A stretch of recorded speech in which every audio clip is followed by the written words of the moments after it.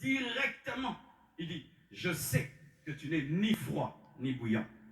Puisses-tu être froid ou bouillant? Regardez là. Première citation, froid ni bouillant, une fois. Puisses-tu être froid ou bouillant? Deux fois. Si tu vas encore en bas, froid et bouillant, deux fois. Ça veut dire que ce n'était pas un hasard, c'était l'état de l'Église. Si trois fois, la même maladie est présentée, ni froid ni bouillant, une fois, ni froid ni bouillant, deux fois, ni froid ni bouillant, trois fois, c'est que c'est un état spirituel. Cette Église était enracinée dans la tiédeur. Comment on peut être ni froid ni bouillant? Celui qui est ni froid ni bouillant, c'est qu'il n'est pas totalement chaud, mais il n'est pas aussi totalement froid.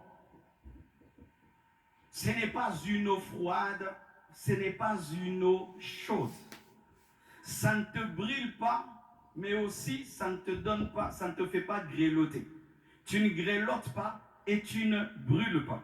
Tu n'as pas la totalité du feu et tu n'as pas la totalité du froid. Tu n'as pas la totalité du feu et tu n'as pas la totalité du froid. C'est une église qui est entre le froid et le chaud, qui est dans une tiédeur, qui la permet de goûter au chaud et de goûter au froid sans être froide et sans être chaude. C'est une église qui refuse de choisir clairement Satan et clairement Jésus. Elle ne s'affiche pas clairement pour la cause de Jésus. Elle ne s'affiche pas aussi clairement pour la cause du diable. Elle est au milieu. C'est une église qui aime ce que le diable donne et ce que Jésus donne. C'est une église qui ressemble au monde et qui ressemble à l'église. Lorsqu'on n'est ni chaud ni froid, on ne devient pas athée. On ne dit pas Dieu n'existe pas.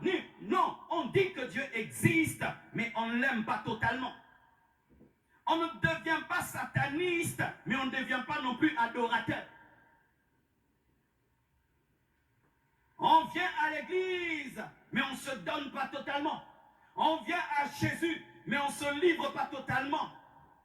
Samedi, on peut aller en boîte, mais dimanche, on ne rate jamais le culte. On peut même venir avec l'odeur de la bière, mais on ne rate jamais son culte du dimanche et on ne rate jamais l'ambiance du samedi.